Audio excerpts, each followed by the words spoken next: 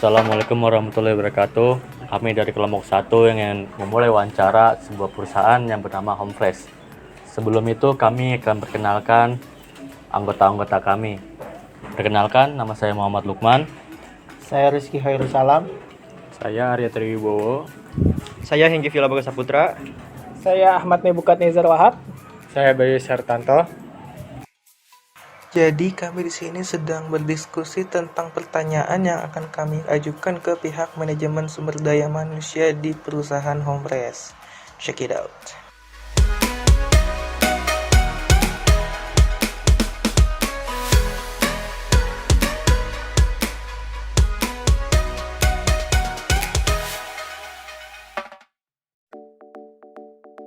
Assalamualaikum warahmatullahi wabarakatuh.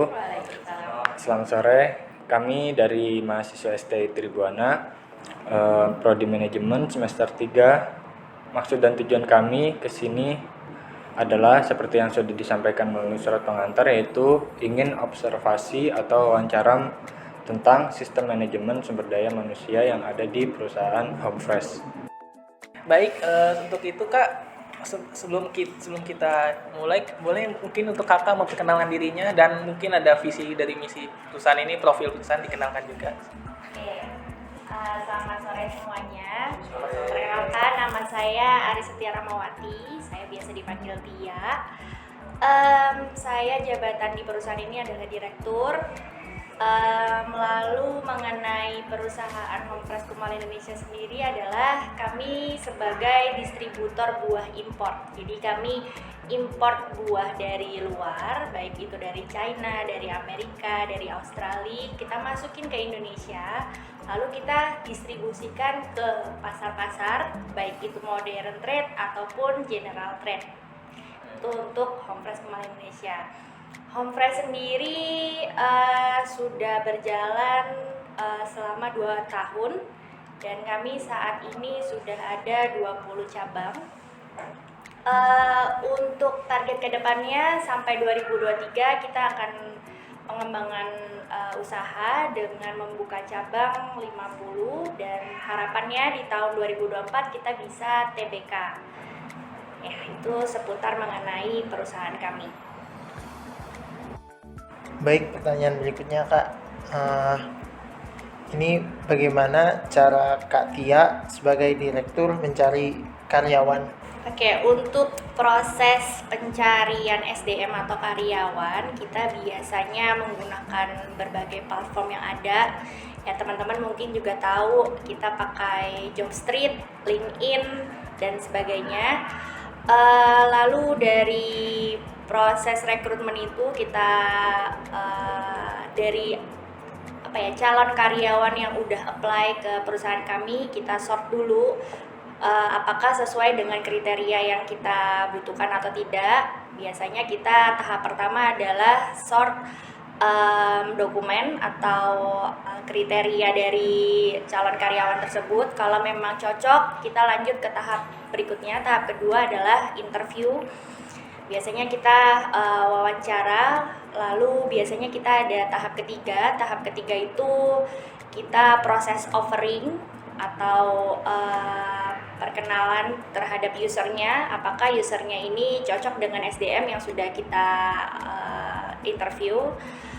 Lalu proses offering, kalau memang cocok, kita akan percobakan untuk training biasanya masa probation itu selama 3 bulan. Setelah 3 bulan pilihannya ada 2, apakah lulus masa probation lalu bisa menjadi karyawan tetap, atau justru tidak sesuai dengan kualifikasi kami, maka ya selesai masa probationnya, tidak lanjut kerja di kami. Baik Kak, untuk pertanyaan yang kedua, apakah ada syarat atau kriteria tertentu untuk menjadi karyawan di perusahaan ini? Oke, untuk kriteria pasti ada. Setiap perusahaan pasti punya kriterianya masing-masing. Untuk kriterianya seperti apa tergantung divisi yang kita butuhkan atau yang kita lagi proses rekrut. Sebagai contoh kita di sini ada beberapa divisi. Salah satunya adalah divisi marketing atau sales. Nah, ini biasanya kriterianya adalah jenjang pendidikan terakhirnya apa, lalu pengalaman kerjanya seperti apa, setelah itu skill mereka sebagai calon marketing ini bagaimana. Nah, ini semua melalui tahap-tahap interview tadi. Jadi setelah proses dokumennya selesai, kita interview. Lalu tahap berikutnya biasanya kita ada kasih studi kasus, artinya kita ada kasih kasus mengenai penjualan untuk melihat skill berjualannya seperti apa, yaitu untuk kriteria sebagai marketing, atau kita juga punya kriteria sebagai kepala gudang. Untuk kepala gudang jenjang karirnya itu apa, terus skill yang diperlukan itu adalah untuk gudang karena berhubungan dengan stok barang, jadi harus bisa berhitung, harus bisa menggunakan komputer pastinya, karena stok kita melalui komputer, menggunakan website dan lain-lain itu harus kemampuan yang harus dimiliki oleh divisi gudang. Jadi kriteria itu pasti ada, tergantung kalau ditanya kriterianya seperti apa, tergantung divisinya apa yang mau dituju. Jadi masing-masing divisi punya kriterianya masing-masing. Ya, lanjut ke pertanyaan lanjutnya kayak apakah perusahaan memberikan kesempatan pendidikan terhadap karyawan perusahaan ini? Untuk kesempatan pendidikan dari perusahaan sampai saat ini kita belum ada, tapi biasanya kita kasih karyawan ini pengembangan skill mereka khususnya untuk divisi masing-masing. Contohnya untuk marketing biasanya kita perlu mengolah data, analisa data, laporan setiap bulan. Nah, itu biasanya menggunakan Microsoft Office, Excel, dan lain-lain. Memang beberapa skill penggunaan Microsoft Office-nya itu berbeda-beda setiap orang. Jadi biasanya kita gali dengan kita adakan kelas. Kelas ini bagaimana cara mengoperasikan Excel, bagaimana cara mengoperasikan Word yang lebih profesional. Artinya skill basicnya pasti udah dimiliki teman-teman atau karyawannya, tapi skill yang lebih profesionalnya itu yang kami beri pelatihan. Tapi untuk pendidikan yang resmi kita belum ada. Baik Kak, untuk pertanyaan terakhir, yaitu bagaimana perusahaan memperhatikan kesejahteraan karyawan? Oke, untuk kesejahteraan karyawan banyak sih beberapa hal yang kita berikan kepada karyawan. Contohnya adalah dari mulai asuransi, itu pasti kita akan berikan asuransi baik itu jiwa ataupun ketenaga kerjaan. Lalu kita juga pasti berikan tunjangan hari raya dari segi semua agama yang dianut. Lalu kita juga berikan apresiasi, biasanya teman-teman atau karyawan sebutnya adalah bonus. Jadi dari hasil penjualan kita per tahun biasanya kita akumulasiin. Jika ada margin biasanya kita ada pembagian bonus-bonus tertentu dari karyawan-karyawan yang sudah memang berjuang. Jadi contoh di divisi marketing dari Januari sampai Desember mereka udah berusaha untuk berjualan, biasanya di akhir tahun kita akan berikan bonus. Itu pun juga tidak hanya marketing, tapi seluruh karyawan pasti akan ada dapat bonusnya. Baik itu supir, baik itu helper, atau siapapun yang ada di karyawan yang terdaftar dari karyawan kami pasti akan dapat bonus tahunan. Dan sebelum penutup interview kali ini, wawancara kali ini, ada gak sih Kak saran atau kritikan untuk mahasiswa sekarang dan kedepannya seperti apa?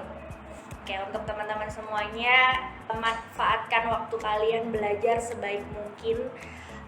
Jadi kalau saran dari saya adalah jangan sampai kalian kuliah pulang, atau teman-teman biasanya sebutnya kupu-kupu. Jadi manfaatin organisasi-organisasi yang ada di kampus, aktif berorganisasi, menjadi kepanitiaan apapun itu diikuti.